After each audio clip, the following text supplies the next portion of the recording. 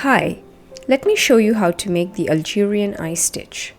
This is a fantastic stitch to work over even weave fabric. This stitch can provide texture and pattern in surface embroidery. It is good to begin by drawing a square to mark the territory of your stitch. This is not required if you're working on uneven weave fabric.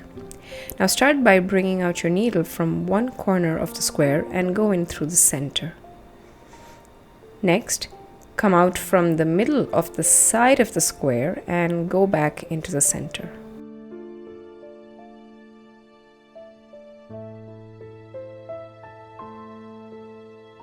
Again, come out from the next corner and go back in through the center.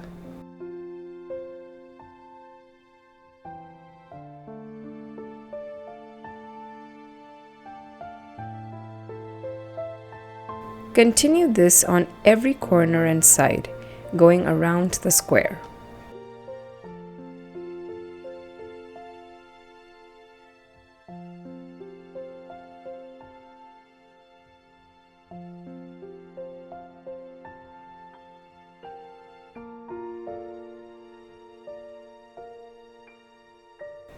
Working with a variegated thread can also produce interesting results.